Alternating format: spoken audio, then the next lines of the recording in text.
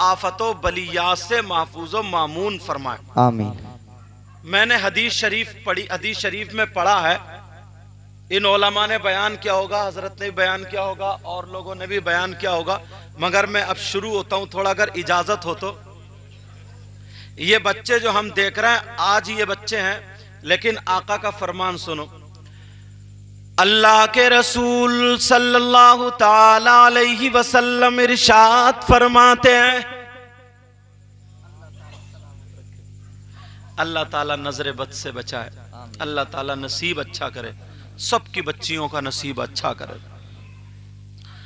आका फरमाते हैं, अगर कोई आलिम या मुताल्लिम, मतलब ये उलमा या ये बच्चे, मेरी बात हो तो पलटा दो, ये तो नबी की बात है, और नबी की बात जो पलटाएगा वो खुद पलट जाएगा। बोलो है कि नहीं?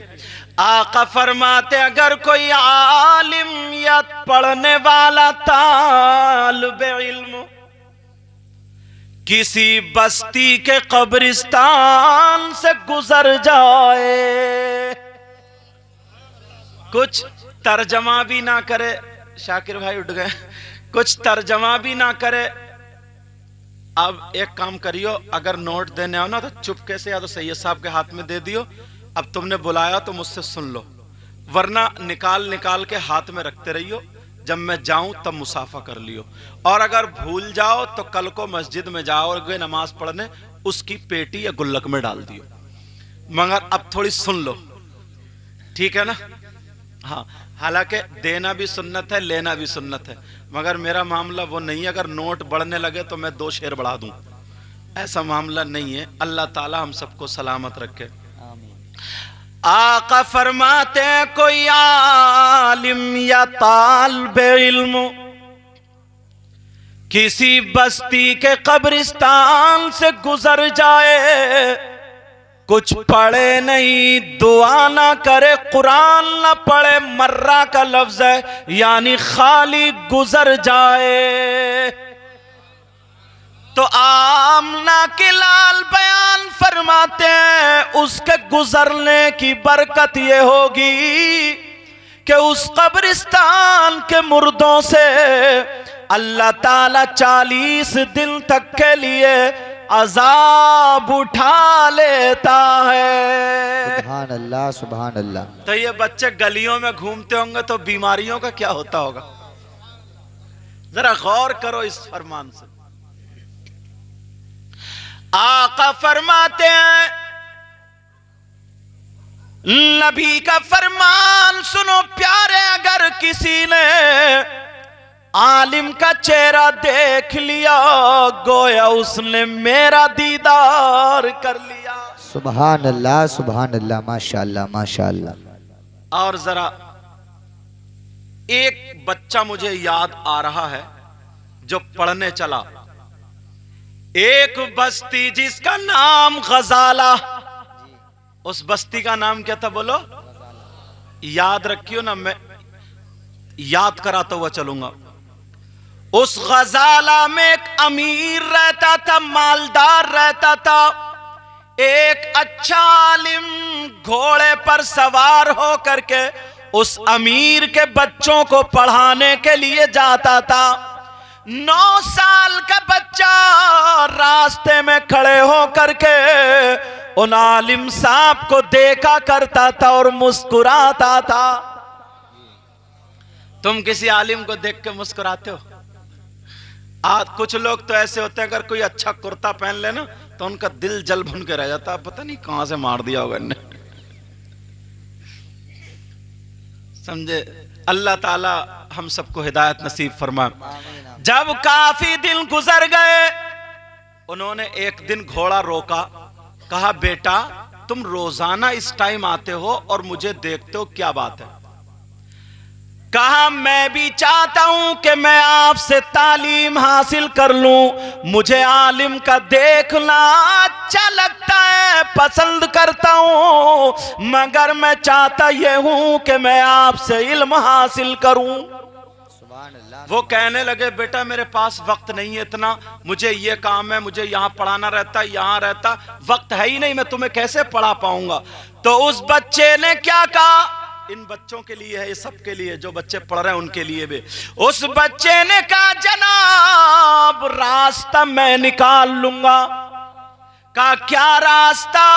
जहां से वो बच्चा खड़ा होता था और वो आलिम साहब पढ़ाने जाते थे, वहां से दूरी 6 किलोमीटर की थी। आलिम साहब आप घोड़े पे बैठे रहना और घोड़ा चलता रहेगा, मैं आपके घोड़े के बराबर में चलता रहूंगा, दौड़ता रहूंगा, आप बैठे बैठे पढ़ाते रहना, रास्ते में मैं पढ़ता रहूंगा। सुभान अल्लाह, सुभान अल्लाह, माशाअल्लाह, 6 किलोमीटर घोड़े के साथ साथ वो बच्चा चलता था और इल्म हासिल करता था। एक दिन नहीं, 2 दिन नहीं, पूरे 6 साल तक। आखिर में जब उस्ताद को प्यार आ गया, उन्होंने अपना मामा उतार के बच्चे के सर पे रख दिया। वो बच्चा पढ़ने वाला कौन था, जरा उसका नाम सुनो, मचल जाओगे। उसी बच्चे को दुनिया इमाम गज़ाली कहती है। सुभान अल्लाह, सुभान अल्लाह, माशाअल्लाह, माशाअल्लाह, अल्लाह बरकत है। ये इमाम गज़ाली थे, माशाअल्लाह, अल्लाह। अपने अंदर जो गुरूर, तकब्बुर, घुमंडना, कोई ना कोई ऐसा होता है। शैतान के पास इस वक्त एक हथियार बहुत बड़ा है, वो हथियार ये है, उसे गुरूर दे देता है कि अरे तू तो मौलाना हो गया, अब बाकी तो मौलाना नहीं है, तू इन्हें सलाम क्यों करेगा, यही तुझे करेंगे, वहां मारा जाएगा। अंदर का गुरूर, तकब्बुर तोड़ो।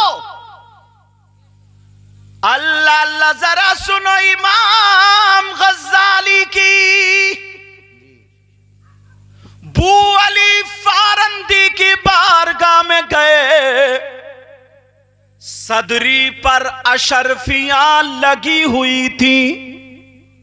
कहा पढ़ने आया हूं, इल्म हासिल करने आया हूं। बैठे ना तो जगह को फूंक के बैठे। कहा अच्छा। कहा ऐसा करो, पहले अंदर का जो शैतान है ना उसको खत्म करो। कहा क्या मतलब? का मतलब ये होगा अगर इल्म हासिल करना है तो पहले गुरूर और तकब्बुर, घुमंड को खत्म करना होगा। कहा कैसे? अगर तुम्हें इल्म हासिल करना है तो सुनो, एक खजूर की बोरी सर पे रखो, चौराहे पे खड़े हो जाओ, आने जाने वालों को रोजाना खड़े हो करके एक खजूर दो और उससे कहो मुंह पे तमाचा मारे, एक खजूर के बदले में तमाचा खाओ। 3 साल तक आपने यही किया। ऐसा करने वाला बच्चा, उसी का नाम इमाम गज़ाली होता है। अब गए, कहा हुजूर अब क्या सबक है? कहा अब सबक ये है, तुम नमाज पढ़ोगे, दुआ नहीं मांगोगे। कहा फिर? कहा सीढ़ियों पे जाकर के बुजुर्गों की जूती साफ करके टेढ़ी बेड़ी जो हो जाती है नमाजियों की, उनकी सुधार के रखोगे। विलायत के दरवाजे कहां से खुल रहे हैं ये बता रहा हूं मैं। और हम और आप जुमे को जाते हैं तो जिसकी अगर नई जूती देखी ना तो दिल में बस कजी आ गई और जोर से रगड़ता, अच्छा नहीं पहन के आया, या ठोकर मार के गिरा दी, या अपनी तो खटारा, दूसरे की नहीं है तो खटारा को ऊपर रखेगा। बोलो है नहीं ऐसा? अल्लाह अल्लाह, जरा सुनो, गौर करो बेटा, अब तुम्हें क्या करना है? अब तुम्हें ये करना है कि जूती संभालेंगे। 1 दिन नहीं, 2 दिन नहीं, 3 दिन नहीं, बल्कि 3 साल तक आप नमाजियों की जूती संभालते रहे। और अगर इनकी जिंदगी पढ़ो। कहा हुजूर अब क्या सबक है? कहा अब सबक यह है कि तुम वो सामने जो कुआं है, हौज है, उसमें बर्तन पड़ा, उससे नमाजियों का वुजू बनवाओगे। अल्लाह, 3 साल तक वुजू बनवाया। इतना बड़ा, इतना जय्यद आलिम। लेकिन अब जरा सुनो जुमला जो बताने जा रहा हूं, जिसके लिए मैंने ये तमहीद बांधी है। कभी छोटी नेकी को छोटा मत समझना, और कभी छोटे गुनाह को भी छोटा मत समझना। तुम क्या समझ रहे हो, मैं कुर्सी पे बैठा हूं तो मैं ही अच्छा हूं? नहीं, कोई पता नहीं आप लोगों में कौन ऐसा हो जिसकी अदाएं अल्लाह और रसूलुल्लाह को पसंद हो। कोई पता नहीं इन लोगों में कौन ऐसा हो जिनकी अदाएं अल्लाह और रसूलुल्लाह को पसंद हो।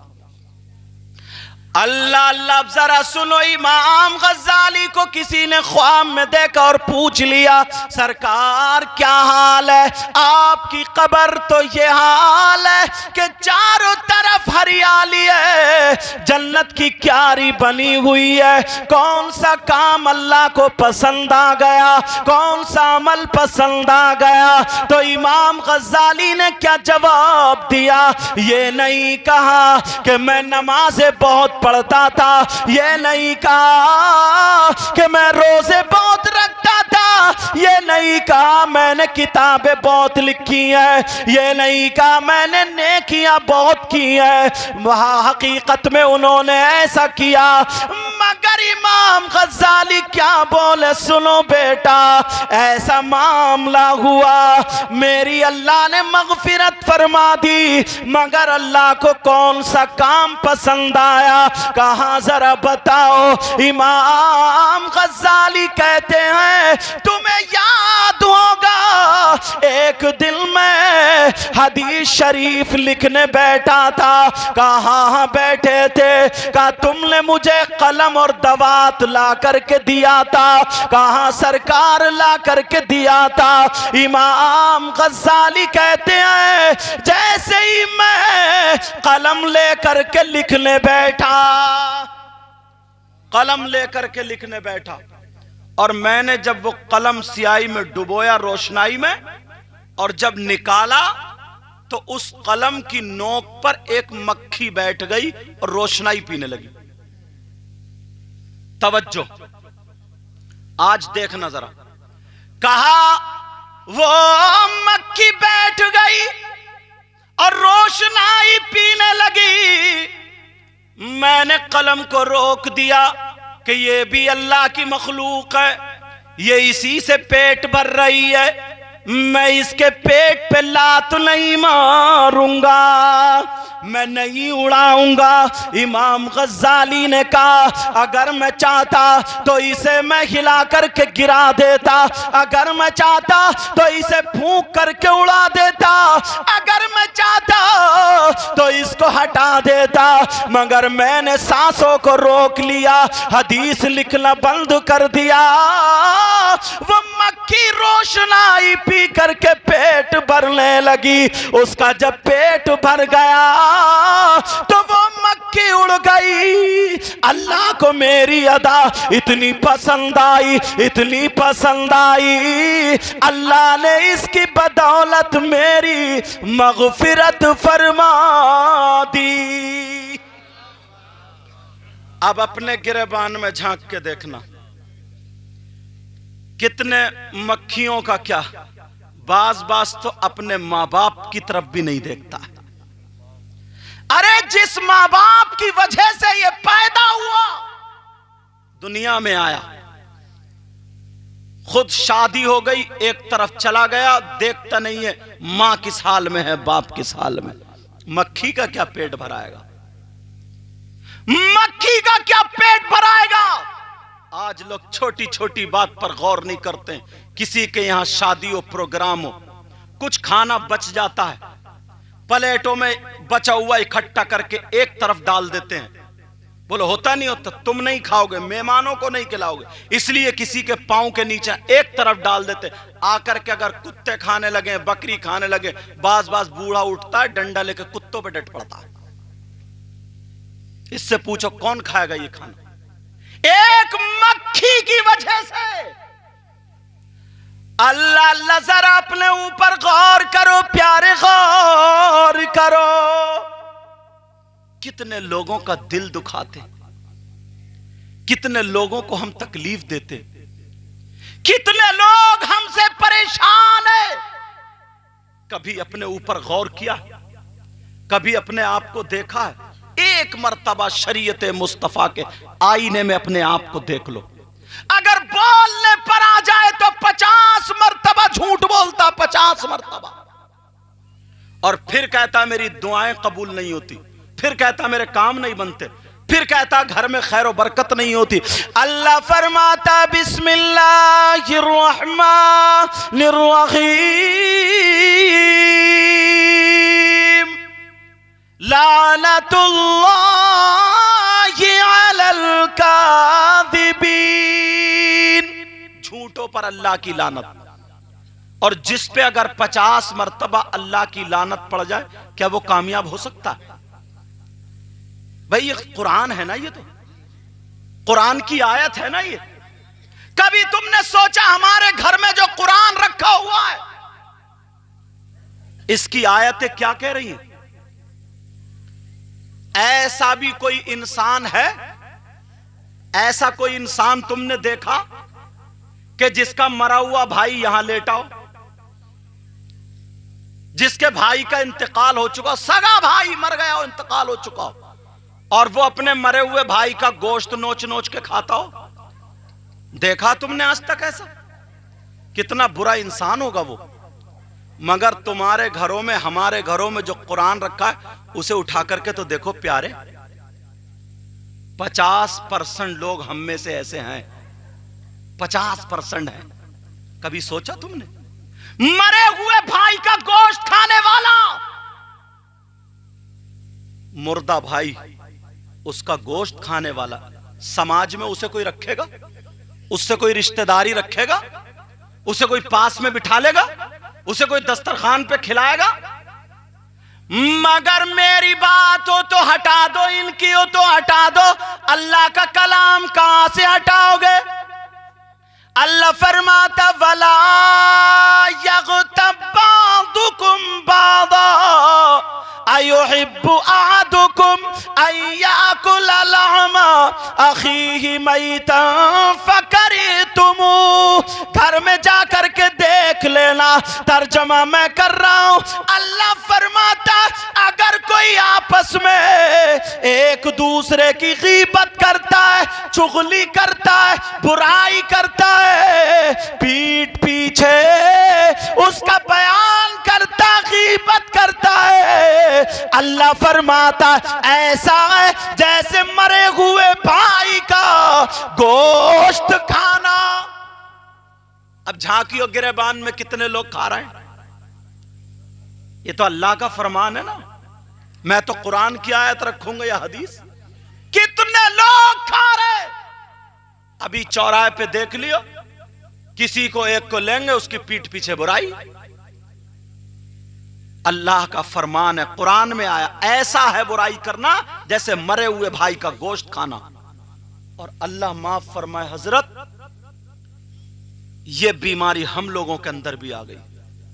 2-3 मौलाना इकट्ठे हुए और किसी एक मौलाना का चर्चा हुआ, यार वो बहुत बढ़िया, तो 2-1 ने सोचा रहे उसकी तारीफ हो रही, अब वो उसकी पीछे बुराई करने लगा। पता नहीं कहां कुरान पढ़ता है, पता नहीं कैसे कुरान पढ़ता है। पूरी दुनिया का कलाम एक तरफ और अल्लाह का कलाम एक तरफ, कोई माई का लाल इसको काट नहीं सकता। अल्लाह ताला फरमाता वला यग़तब बादुकुम बादा अयुहिब्बु अहदुकुम अन याकुला लहमा अखीहि मैतन फकरिहतुमू। ऐसा है गीबत करना, बुराई करना, पीठ पीछे उसकी बुराई करना, ऐसा है जैसे मरे हुए भाई का गोश्त खाना। कितना भयानक सूरत होगी उसकी। कम से कम सारे लोगों में बुरा मानने की बात नहीं है, ये बुराई बहुत आम हो गई।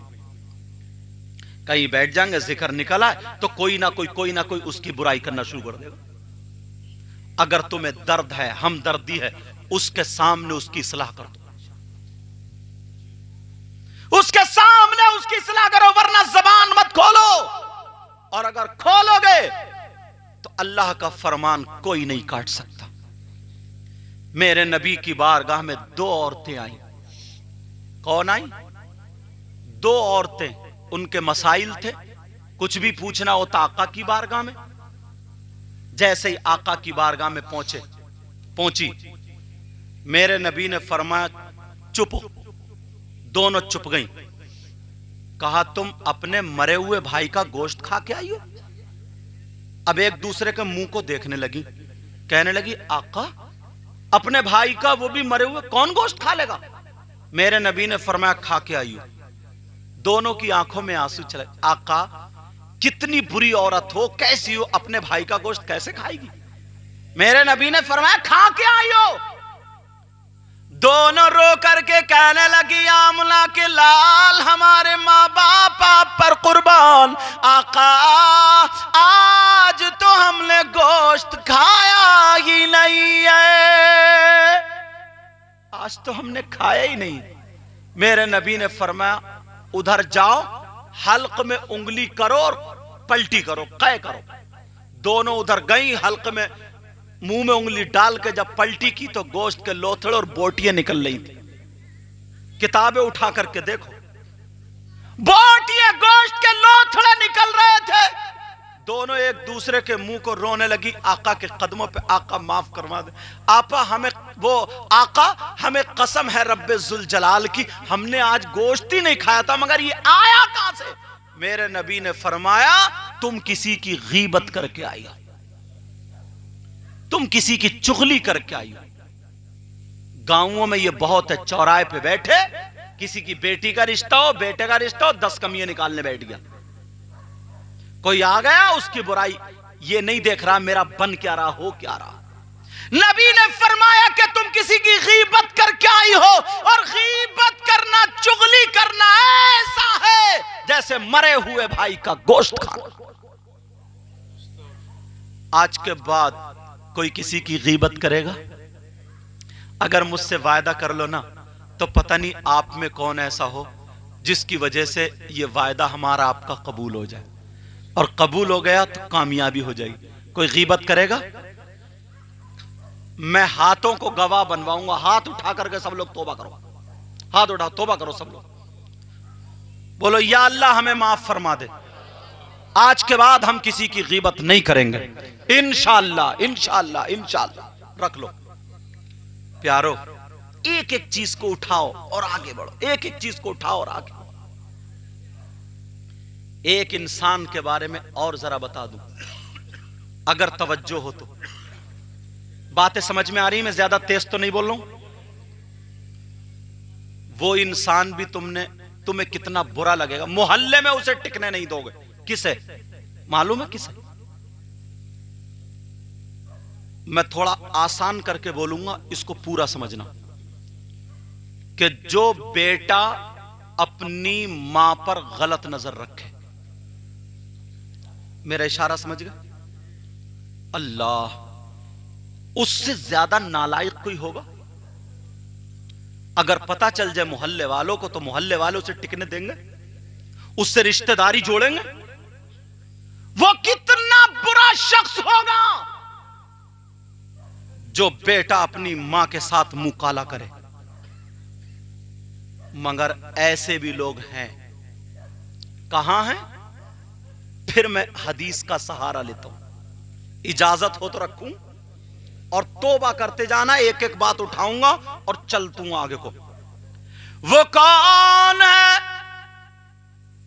मेरे नबी फरमाते हैं, तवज्जो रखना, बात निकल ना जाए। आमना के लाल फरमाते हैं, सूद ब्याज, जिसको क्या बोलते हैं? प्याज नहीं, ब्याज। प्याज वाले कई मामले हो चुके हैं। ब्याज, सूद, सूद और ब्याज का गुनाह जो होता है, इस गुनाह के 70 दरजात हैं। कितने? और एक हदीस में 73 का भी जिक्र है। इतना बड़ा समझाने के लिए कह रहा हूं। और आका फरमाते हैं, अच्छा नबी की बात गलत हो सकती है? आका फरमाते हैं उन 70 दर्जों में, जो सूद का गुनाह है उसके 70 दर्जे हैं, उन 70 दर्जों में सबसे छोटा वाला दर्जा जो है उसका गुनाह और पाप ऐसा है जैसे सगे बेटे का मां के साथ जिना करना, मुंह काला। ये अल्लाह मेरी तौबा। अल्लाहु अकबर। कितने लोग हैं ब्याज में पड़े हुए, उसे कारोबार समझ रहे हैं। अगर कोई ऐसा हो तो ये पैगाम पहुंचा देना, तुम्हें भी सवाब मिलेगा। और वो तौबा कर ले, तौबा।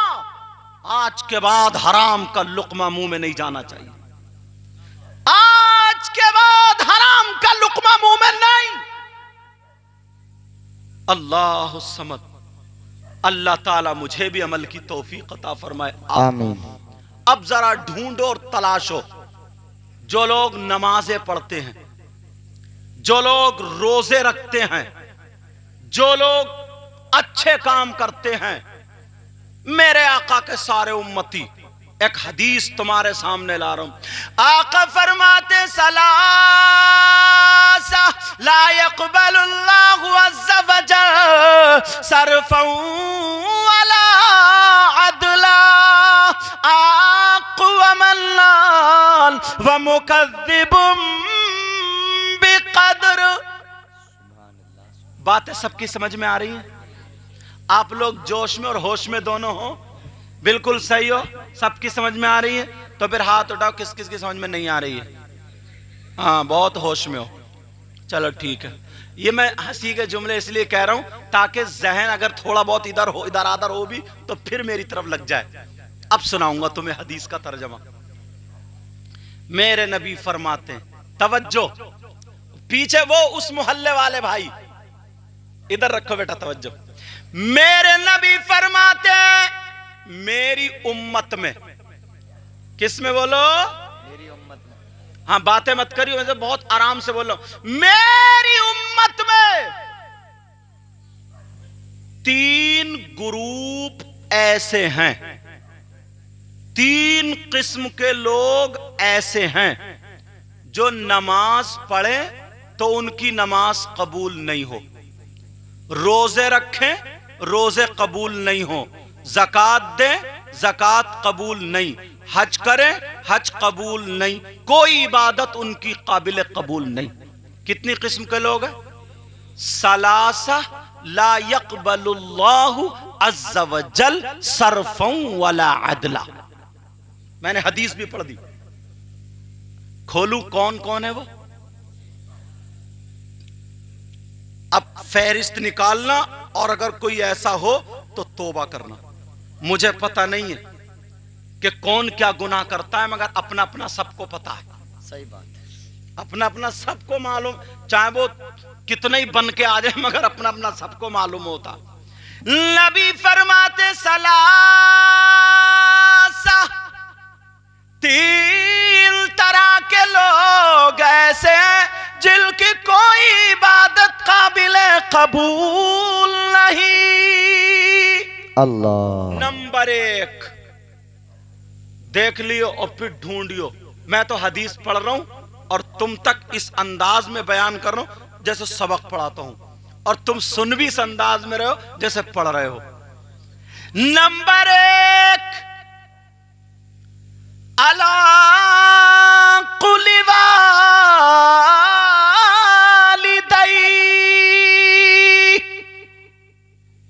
जिसकी नमाजें कबूल नहीं, रोजे कबूल नहीं, ज़कात कबूल नहीं, हज कबूल नहीं। कौन है वो? नबी फरमाते हैं वो है जो अपने माँ बाप का कहना नहीं मानता। 10 हदीसें पढ़ सकता हूं, मगर बिल्कुल तलवार की धार पे हदीसें लेके चल रहा हूं। वो है जो अपने माँ बाप को सताता है, माँ बाप को तकलीफ देता है। जिसके माँ बाप अगर जिससे नाराज है तो उसका नबी भी उससे नाराज, उसका खुदा भी उससे नाराज। अब वो नमाजें पढ़े तो नमाजें बेकार, रोजे रखे तो रोजे बेकार, ज़कात दे तो ज़कात बेकार, हज सारी चीजें बेकार हैं। अगर माँ बाप नाराज है तो सारी चीजें बेकार है, कोई चीज उसकी काबिल कबूल नहीं। इसलिए ये नबी फरमाते, आका फरमाते, अब जो नौजवान या जो बच्चे जिनके माँ बाप मौजूद हैं, हयात हैं, वो इस हदीस पर पूरा पूरा ध्यान रखें। कभी माँ बाप को नाराज मत करना, कभी माँ बाप को तकलीफ मत देना, चाहे वो मौलाना हो, मुफ्ती साहब हो, आलिम साहब हो, हाफिज साहब हो, कारी साहब हो, इमाम साहब हो, हाजी हो या नमाजी हो, अगर उसके माँ बाप उससे नाराज हैं तो नबी फरमाते उसकी कोई इबादत काबिल कबूल नहीं। बेशक बेशक। नोट करते जाना एक एक जुमले को, बहुत ज्यादा फैला करके नहीं, एकदम डायरेक्ट तुम तक चल रहा हूं। अब मुझे पता नहीं कौन अपने माँ बाप को नाराज किए हुए आते हैं जलसे में, मुझे भी नोट दिए, औरों को भी दे दी, अच्छी बात है, सबको दिया, मगर एक मर्तबा माँ बाप को भी देख लिया करो जी, बहुत अच्छा। माँ बाप पर भी गौर किया करो, तवज्जो किया करो। ये जुमला, ये हदीस इसलिए आप तक लेकर के आया हूं, ज्यादातर बच्चों, ज्यादातर नौजवान, उन्हें गुस्सा आ जाता है तो माँ बाप को ऐसे जुमले बोल देते, ऐसे जुमले कि उनका दिल फट के रह जाता है। अल्लाह। और कुरान क्या कहता मालूम है? वक़ज़ा रब्बुका अल्ला तअबुदू इल्ला इय्याह व बिल वालिदैनि इहसाना इम्मा यबलुगन्ना इंदकल किबर अहदुहुमा औ किलाहुमा फला तकुल लहुमा उफ वला तनहरहुमा व कुल लहुमा कौलन करीमा। उफ आया, उफ एक लफ्ज है, जैसे कहते ना ये काम कर, उफ, एक उफ। कुरान ने माँ बाप को मुंह बिगाड़ करके उफ कहने पर पाबंदी लगाई। कहां है कुरान वाले, कहां है कुरान वाले? मतलब ये माँ बाप को उफ तक मत कहो। अल्लाह समद। ये यौम रजा के एतबार से भी है ना। जी जी। जरा सुनो, आला हजरत की एक बात मुझे याद आने लगी, इजाजत है? तुम लोग थक गए हो क्या? सुनना चाह रहे हो? अच्छा। आला हजरत फतवा लिख रहे थे। क्या लिख रहे थे? आला हजरत की अम्मी जान पर्दे के अंदर से आवाज देने लगी, कहा बेटा अहमद रजा, अरे कितने बड़ा मुफ्ती हो जाए, माँ बाप तो वैसे ही पुकारते ना, अब इनके बेटे मुफ्ती हैं, समझे? सैयद जाकिर में तो ये तो ऐसे ही कहेंगे, रब्बानी में इधर आओ, जिलानी में इधर आओ, मौजम में, यही तो कहेंगे, भले तुम मुफ्ती साहब को, अल्लामा साहब को। लेकिन सुनो, कहा बेटा अहमद रजा इधर आओ। फौरन कलम रखा, ये भी नहीं कहा माँ अभी फतवा आधा रह गया, अभी आ रहे हो, 1 मिनट में आ रहे हो, ये भी नहीं कहा। फौरन कलम रखा, वैसे खड़े हो गए, पहुंच गए, जी माँ क्या हुक्म है, मेरी तरफ तवज्जो दो, ये दस्तार होगी अभी, हाँ रख दो यही ताकि बात पूरी हो जाए, ठीक है ना? फौरन खड़े हो गए, कहा माँ क्या हुक्म है, फरमाए। कहा बेटा काम में हो। कहा माँ आपके फरमान से ज्यादा काम किसका हो सकता है? आला हजरत की बातें थी। आला हजरत की माँ के हाथ में बोतल थी, इतनी बड़ी शीशी थी। कहा बेटा तेल खत्म हो गया, तेल ले आते। सुभान अल्लाह बोलो, सुभान अल्लाह। तेल ले आते यार। आय हाय, आला हजरत आपकी जात पे कुर्बान। कहा बेटा ये तेल ले आते। आला हजरत ने ये नहीं सोचा मैं ये बोतल और ये शीशी ले दुकान पे जाऊंगा, मैं इतना बड़ा मुफ्ती, इतना बड़ा आलिम, या ये कहते ओ बच्चों इधर आओ, चलो तेल ला के दो। नहीं, मेरी माँ ने मुझसे, जी माँ जा रहा हूं। आला हजरत दुकानदार के पास चले, तेल लेने चले। कौन थे ये? आला हजरत तेल लेने चले। लोग अस्सलाम वालेकुम, रास्ते में इनकी नजर पड़े अस्सलाम वालेकुम, उनकी नजर पड़े अस्सलाम वालेकुम। क्या प्यारा अंदाज था। खा रहे हैं तो खाने की अदा बोल रही है नबी नबी, पी रहे हैं तो पीने की अदा बोल रही है नबी नबी, सो रहे हैं तो सोने की अदा बोल रही है नबी, हर हर अदा नबी नबी।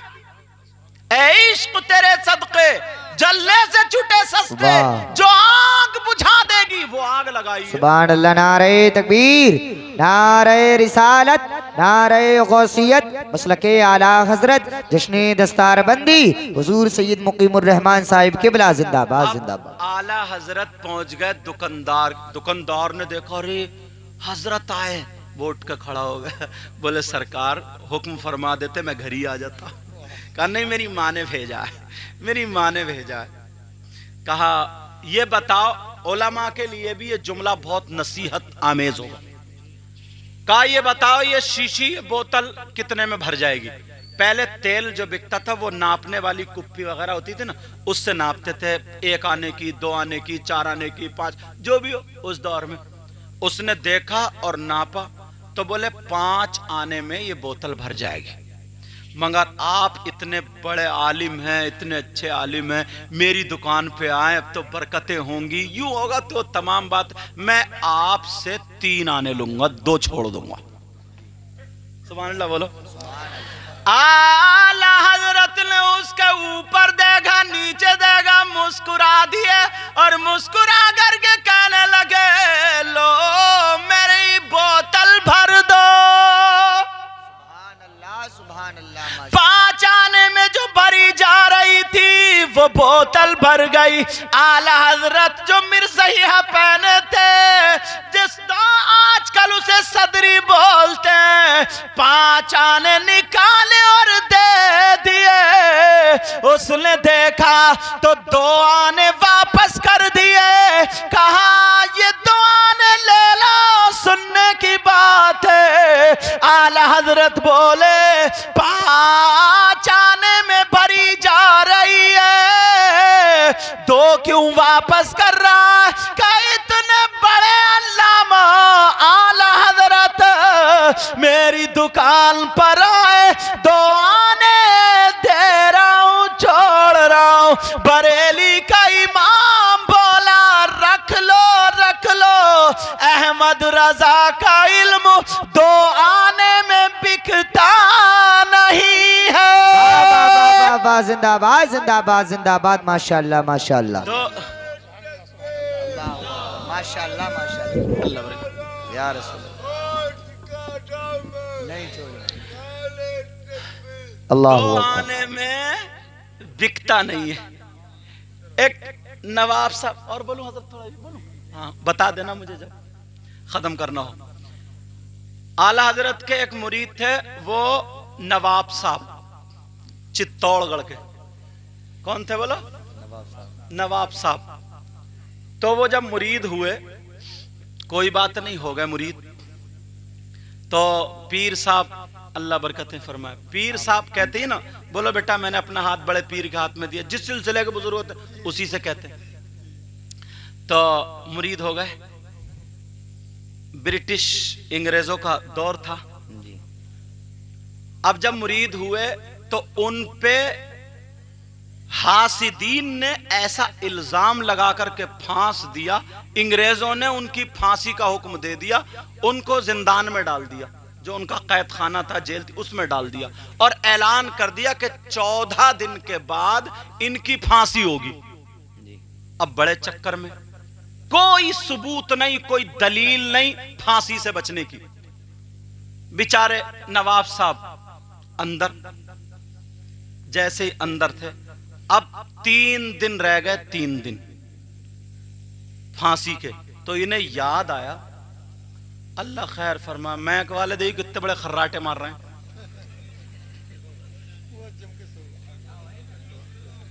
कोई बात नहीं, कोई बात नहीं, सोने दो यार, सोने दो।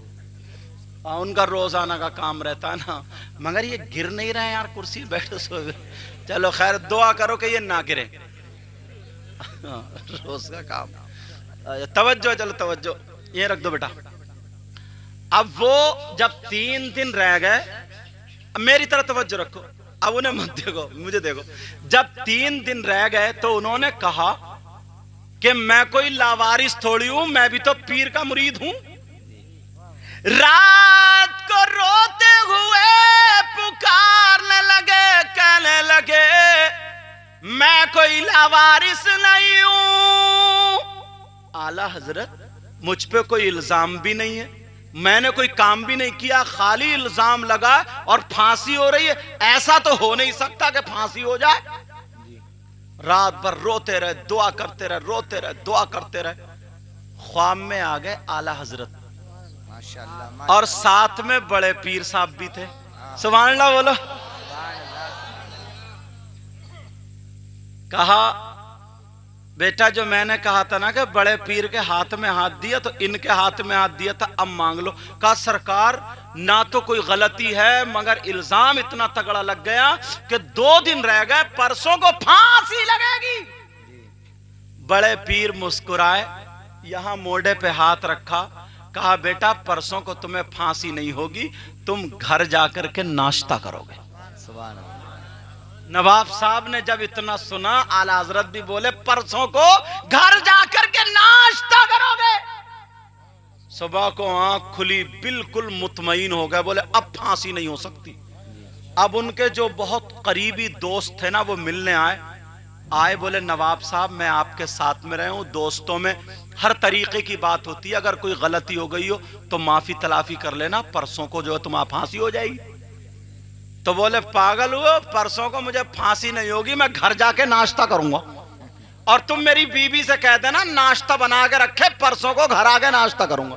वो समझा ना नवाब साहब का दिमाग चल गया कि नवाब साहब ने दिमाग पे लोट ले लिया कि यार अब तो हो गई बात इतना बड़ा, तो अब मामला ही है। उसने घर जाके उसकी बीबी से कह दिया दुआ करो नवाब साहब बुरे फंस गए। बोले क्यों? बोले उनका दिमाग चल गया। बोले क्यों? बोले बेकी बेकी बातें कर रहे हैं। बोले क्यों? परसों को फांसी और वो कह रहे कि घर आके नाश्ता करूंगा। मगर उन्हें क्या पता था माजरा क्या जी।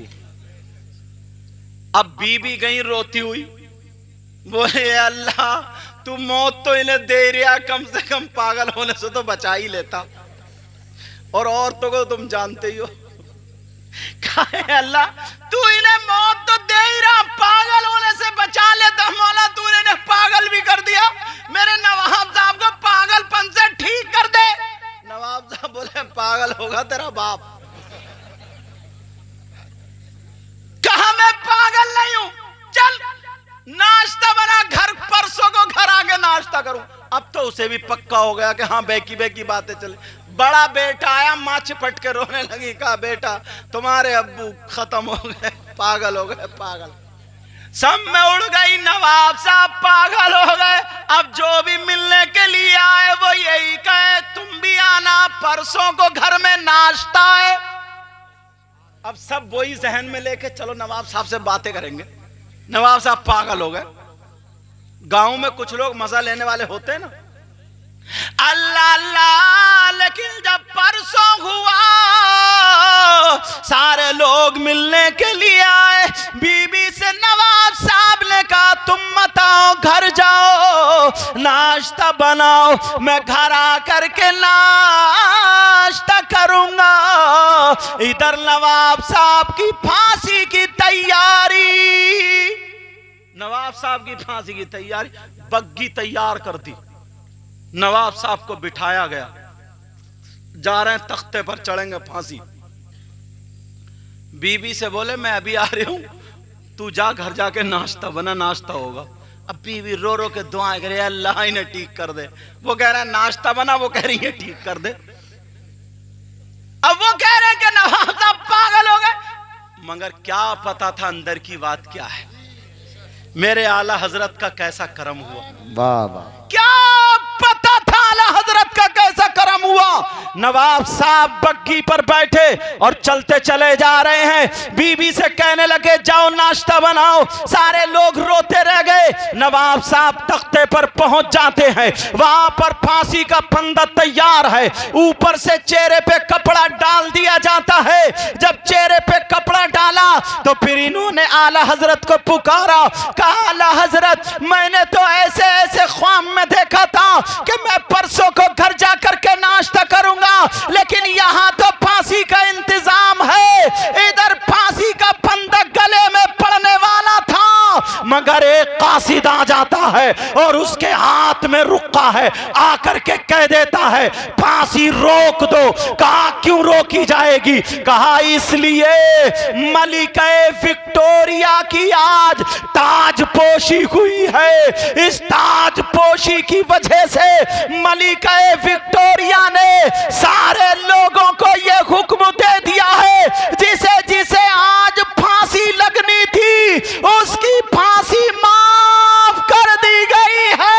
सुभान अल्लाह। नारे तकबीर, नारे रिसालत, नारे गौसियत, मसलके आला हजरत, फैजाने आला हजरत, कलामे आला हजरत, खानदाने आला हजरत, फतावे आला हजरत, जश्ने दस्तारबंदी हुजूर सैयद मुकीमुर रहमान साहिब किबला जिंदाबाद जिंदाबाद। माशाअल्लाह माशाअल्लाह।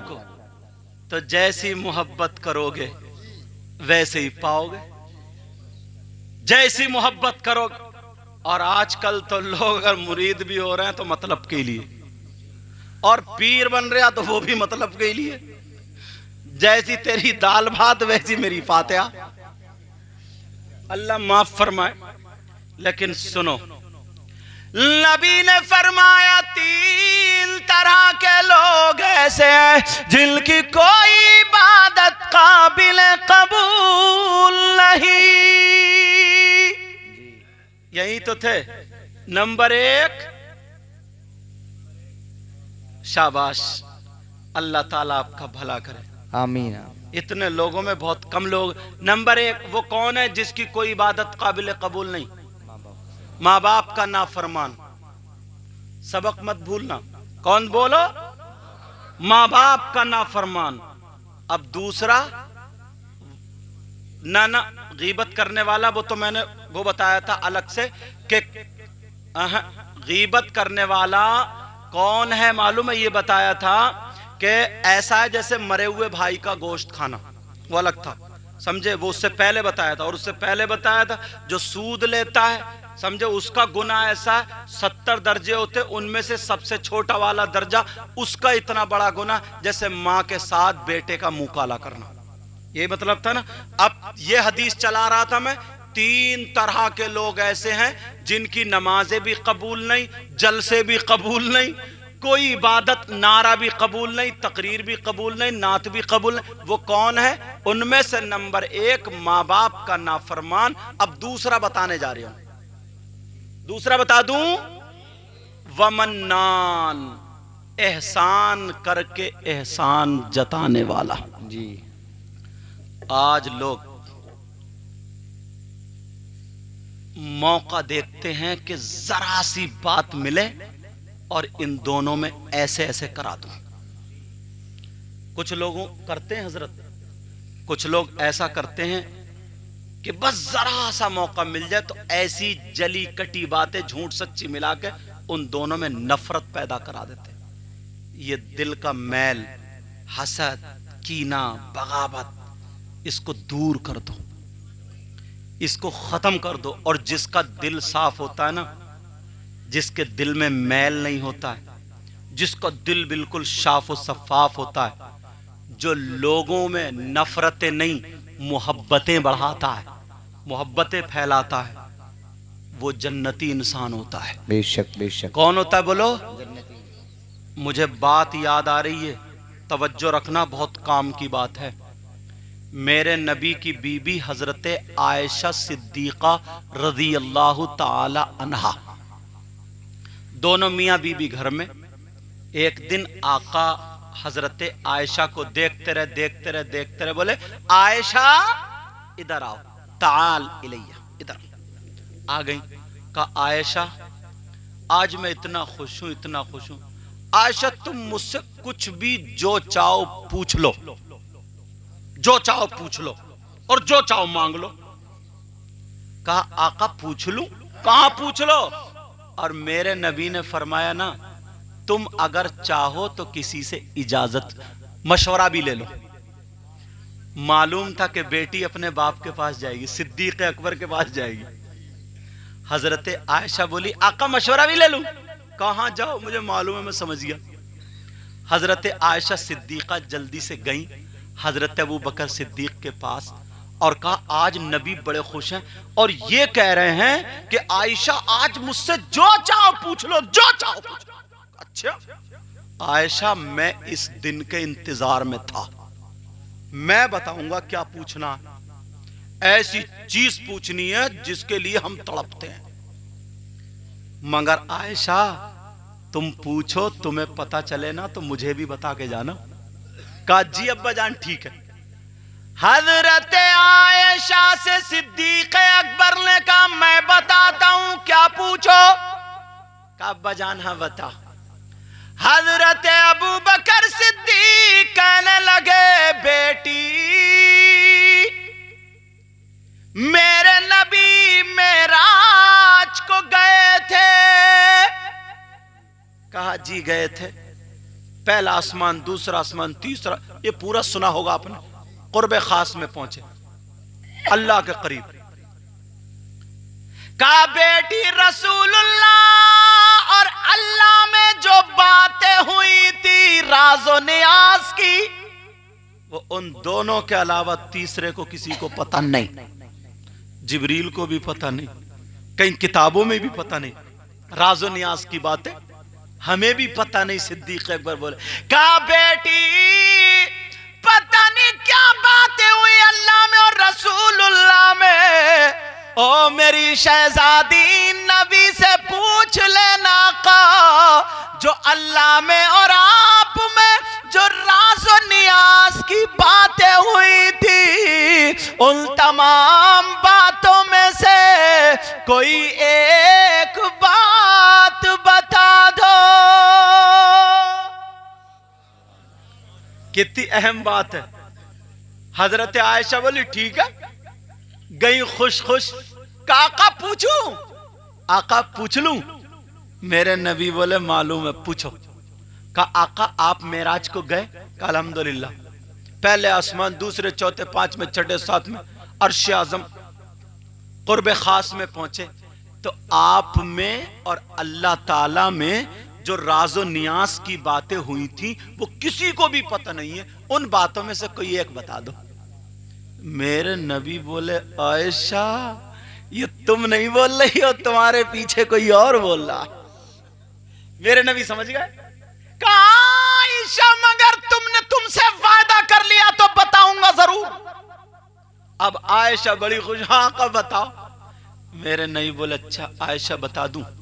कहा जी सुनो वो बातें क्या थी। उनमें से एक बात, मगर मुझसे वायदा करो अमल करोगे ना इंशाअल्लाह। इसलिए वो बातें चुन चुन के लाके आपको बता रहा हूं। अगर दो चार बातों पे भी अमल करोगे तो इधर तो तुम ये नहीं ये मदरसा बनाया, ये बच्चे हो रहा है, इधर ये जलसा करा, तुम्हारी जिंदगी सुधरेगी इंशाअल्लाह। बोलो अल्लाह अल्लाह। मेरे नबी फरमाते आयशा अल्लाह और मुझ में जो राज़ो नियास की बातें हुई उनमें से एक बात ये है। क्या? का अल्लाह ने फरमाया महबूब जो तेरे उम्मतियों में से ईमान वालों में से दो टूटे हुए दिलों को जोड़ दे,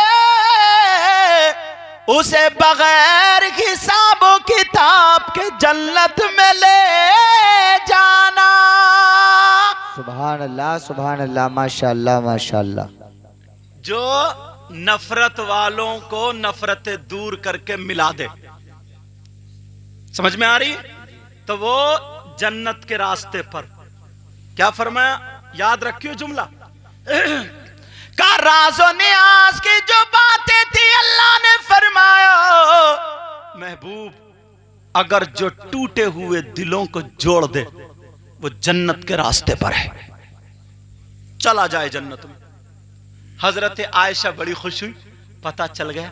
का आका इजाजत हो मैं थोड़ी देर के लिए घर जाऊं? मेरे नबी बोले मुझे मालूम है कहां जा रही हो, जाओ। सीधी गई तेजी से। हजरत अबू बकर सिद्दीक बैठे नहीं थे, चक्कर लगा रहे थे कि मेरी बेटी आ रही होगी, पता नहीं क्या बात होगी, पता नहीं क्या बात। आयशा आ गई तुम? बेटा पांव समेटो, पाँव समेटो, हाँ अदब ख्याल रखा करो। अच्छा, कहा आयशा आ गई तुम? कहा जी अब्बा जान। कहा बेटी क्या बताया, जल्दी बताओ। कहा अब्बा जान इतनी प्यारी बात है, इतनी अच्छी बात है, इतनी अच्छी बात है, दिल खुश हो जाए। कहा क्या बात है? कहा नबी ने फरमाया कि अल्लाह ने मुझसे कहा है, वायदा लिया है। कहा महबूब जो टूटे हुए दिलों को जोड़ देगा ना, वो बगैर हिसाब किताब के उसे तू जन्नत में ले जाना। हजरत अबू बकर सिद्दीक ने इतना सुना तो रोने लगे। ये बात सुनियो, रोने लगे, इतना रोए इतना रोए। तारीख में आता, किताबों में आता, रोते रोते ये आंसू इधर से निकलते निकलते दाढ़ी में से निकल के ये यहां का पैराहन भीग गया था, इतना रोए। आयशा चक्कर में हाथ पकड़ा, अब्बा जान, बेटी थी ना, बेटी वैसे ही प्यार करती। कहा अब्बा जान कहीं तकलीफ है क्या? कहा ना बेटी। कहा अब्बा जान मेरी बात बुरी लग गई? कहा नहीं बेटी। कहा अब्बा जान फिर क्यों रो रहे? ये तो इतनी अच्छी बात है, खुश होने की बात है। अल्लाह। कहा बेटी जो मैं समझ रहा हूं वो तुम नहीं समझ रही हो, ये जुमला जरूर याद करके ले जाना।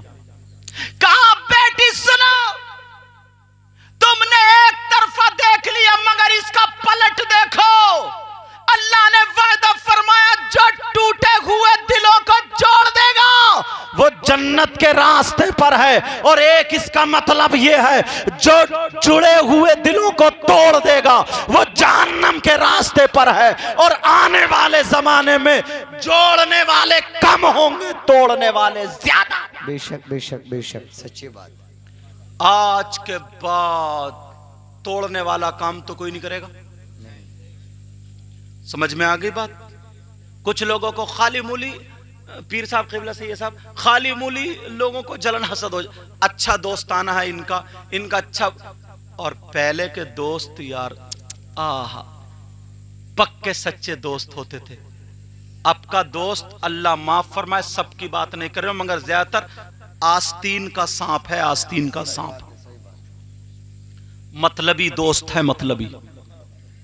आज के बाद किसी का दिल मत तोड़ना, जहन में रखना ये बात, ठीक है? अब मैं आगे बढ़ता हूं। तीसरा कौन है? 2 हो गए ना, नबी ने 3 बताए थे ना, 3 बताए थे। नंबर 1 माँ बाप का नाफरमान, दूसरा वमन्नान एहसान करके एहसान जताने वाला, और तीसरा व मुकज़्ज़िबुम बिक़द्र तकदीर को झुटलाने वाला। अरे मैं ही हूं जो कुछ, ये तो मेरी मेहनत से है, ये तो उससे है, कोई चीज नहीं होती है तकदीर।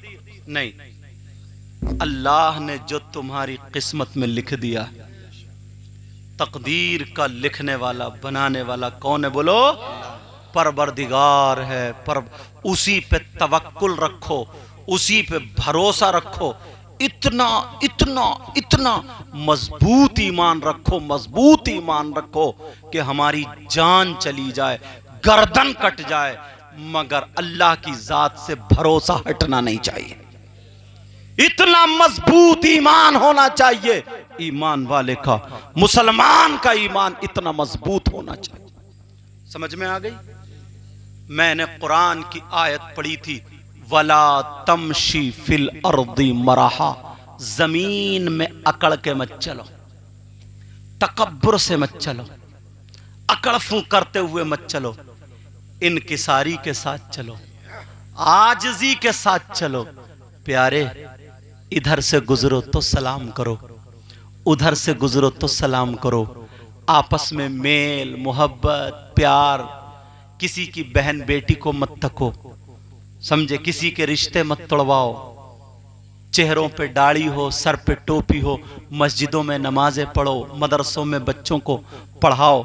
आज मुबारकबाद के लायक हैं हजरत अल्लाह मौलाना इलियास साहब, और आप लोग ये 6 बच्चे फारिग हुए, वो बच्चे और बच्चियां 21 हैं जिन्होंने कुरान पाक पढ़ा है। समझे? बच्चों गलियों में अब बच्चे गाली देते हुए ना मिलें, माओं की जिम्मेदारी है, माओं की जिम्मेदारी। आखिरी बात बताऊं और खत्म कर दूं, मुझे याद आ गई, हजरत इजाजत है? आखिरी बात, अगर तुम हाफिज ना हो और मुसल्ले पे खड़ा कर दूं तो कुरान सुना पाओगे? नहीं। मुसल्ले पे खड़ा करना बेवकूफी होगी या समझदारी? बेवकूफी। कोई कुश्ती लड़ना ना जानता हो उसे अखाड़े में उतार दो, इज्जत होगी या बेइज्जती?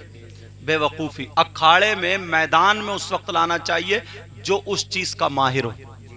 लड़कियां जो होती हैं, बच्चियां जो होती हैं, मालूम है ये हमारे घरों में हमारी बच्चियां, आपके घरों में आपकी बच्चियां, ये अमानत है। 20 साल के बाद, 21 साल के बाद इनकी शादी होनी है, ये अपने शौहर के घर में जाएंगी, ये उन्हीं की अमानत थी। शादी करते हैं, हर माँ बाप चाहता है मेरी बच्ची खुश रहे। 5 लाख, 6 लाख, 7 लाख, 2 लाख, जिस जिसकी हैसियत है शादी में खर्च करता है। मगर 1 साल नहीं गुजरता, बच्ची परेशान रहती है। 6 महीने नहीं गुजरते, बच्ची परेशान। इसका रीजन आपने ढूंढा, कभी तलाशा? क्यों परेशान रहती है?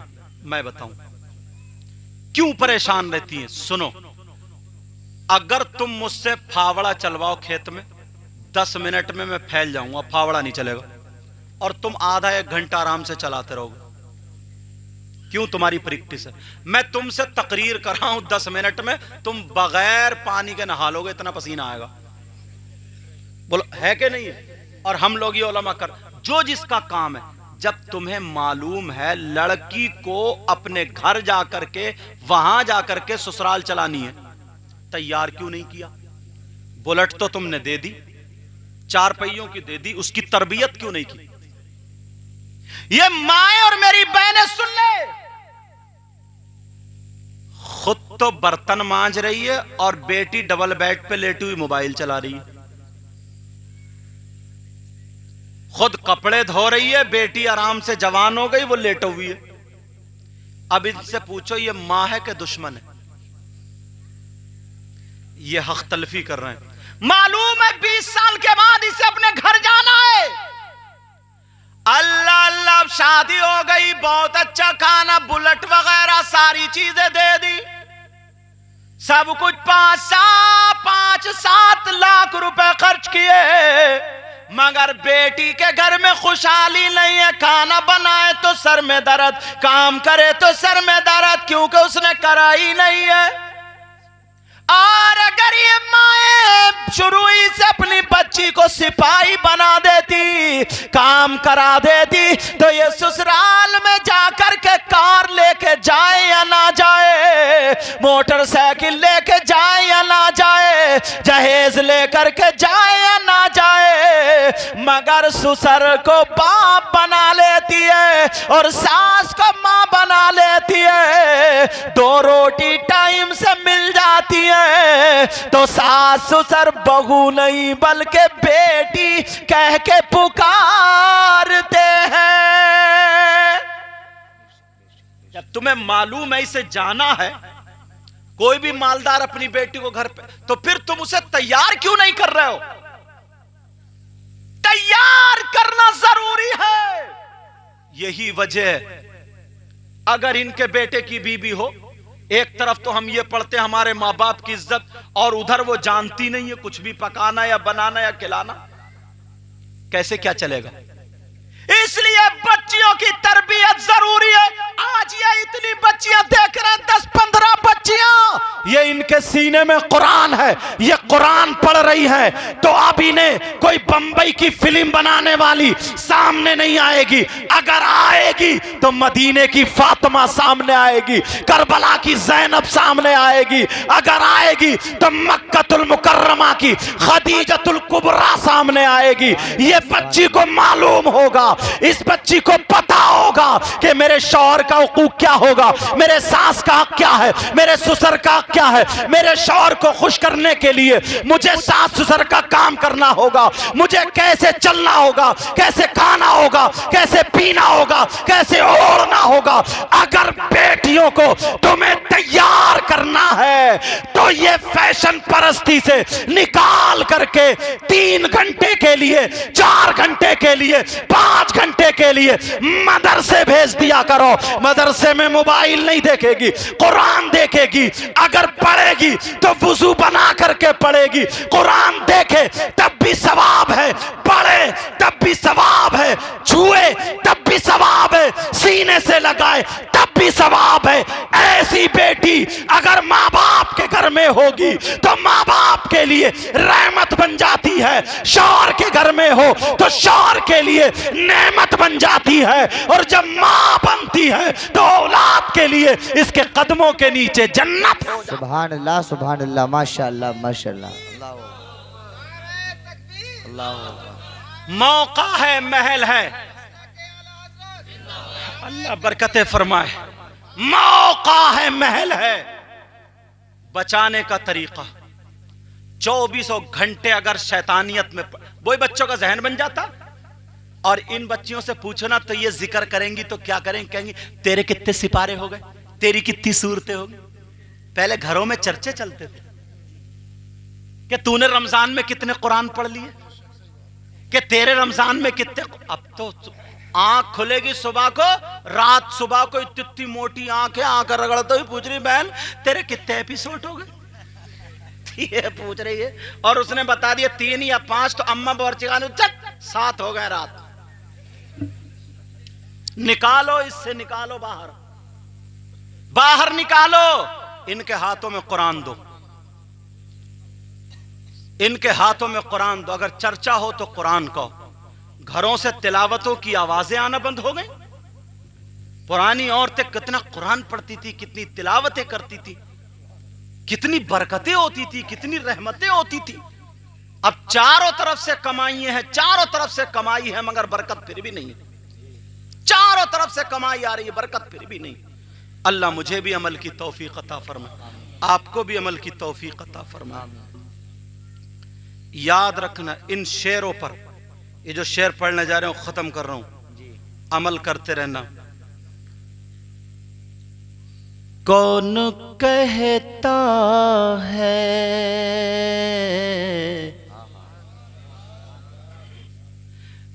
कौन कहता है कि लफ्जों का खजीना लिख दो। माशाअल्लाह, माशाअल्लाह। बोलो या रसूल अल्लाह। अब तो मैक वाले भी जग गए, बोलो। कौन कहता है,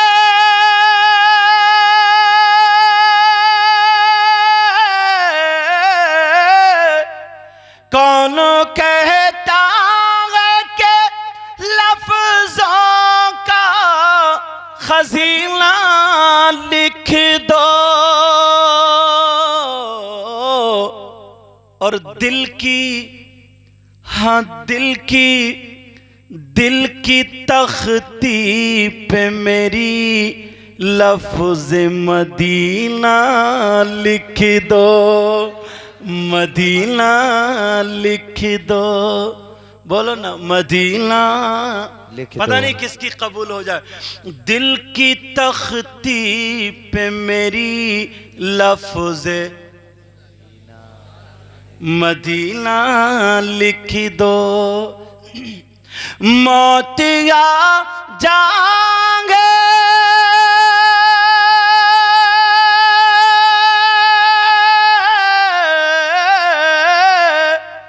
मौत आ जाए अगर गुंबदे खजरा के करीब। वाह वाह वाह वाह वाह। ऐसे ऐसे मरने को भी तारीख में जीना लिख दो। हाँ जीना लिख दो, हाँ जीना लिख दो। दिल की तख्ती पे मेरी लफ्ज़े भूलना नहीं, मदीना लिख दो, मदीना लिख दो। जिसकी तहरीर से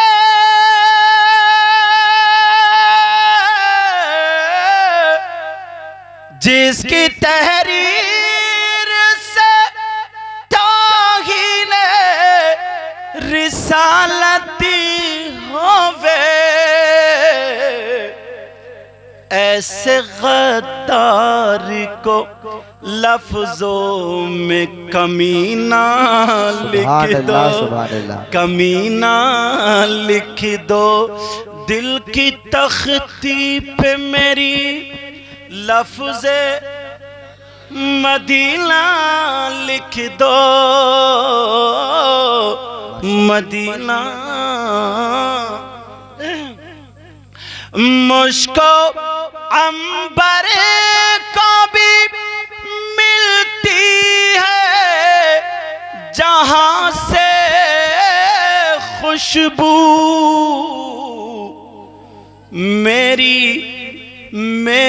किस्मत में उसी गुल का पसीना लिख दो, पसीना लिख दो। दिल की तख्ती पे मेरी लफ्ज़े मदीना लिख दो, मदीना लिख दो, मदीना, मदीना, मदीना लिख दो। राज इलाहाबादी बहुत अच्छे शायर, बुजुर्ग शायर हैं और बड़ा पुराना कलाम है। इसी लहजे में पढ़ता हूं मैं।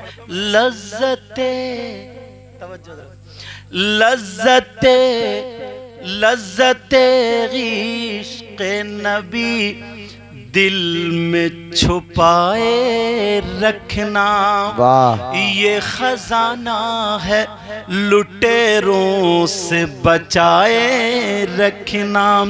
अपनी आँखों में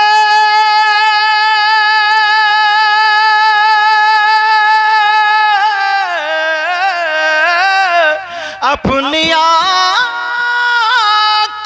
में मदीने को बसाए रखना, और यादें सरकार को सीने से लगाए रखना, लगाए रखना। आलिम साहब, सही है साहब, एक बहुत प्यारा शेर पढ़ दूं। आज जाहिल भी हैं आलिम कल बादा ओढ़े, बोलो ना या रसूल अल्लाह।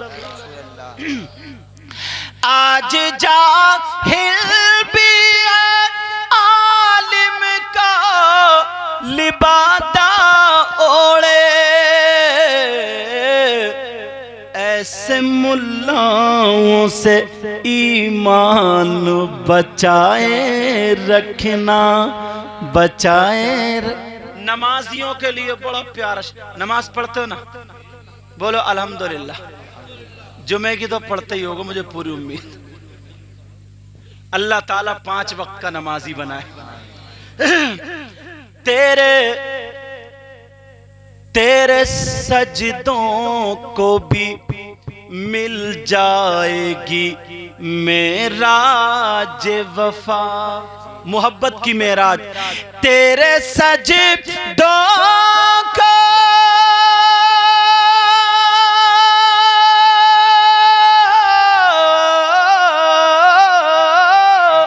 तेरे सजदों को भी मिल जाएगी मेराज वफा।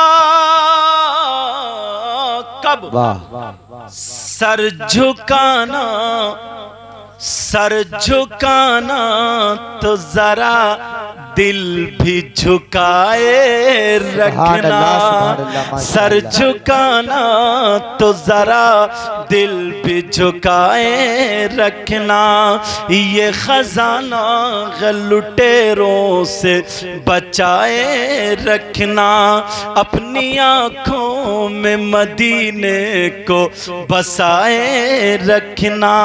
याद सरकार को सीने से लगाए रखना।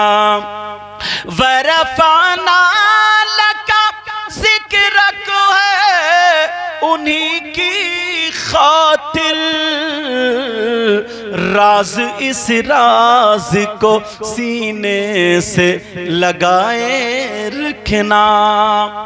ये 6 बच्चों की इंशाअल्लाह दस्तार होगी, इनके सरों पर बहारे ये दस्तारें रखी जाएंगी इंशाअल्लाह। सब लोग दुआ के बाद जाएंगे इंशाअल्लाह। अगर इसमें कोई गलती हो गई हो, मैं सबको गवाह बना करके तौबा करता हूं। आप भी मेरे साथ में तौबा करिए, पढ़िए अस्तगफिरुल्लाह अस्तगफिरुल्लाह अस्तगफिरुल्लाह रब्बी मिन कुल्ली ज़ंबिन व अतूबु इलैहि ला इलाहा इल्लल्लाहु मुहम्मदुर रसूलुल्लाह सल्लल्लाहु तआला अलैहि वसल्लम व मा अलैना इल्लल बलाग। अस्सलामु अलैकुम व रहमतुल्लाहि व बरकातुहू।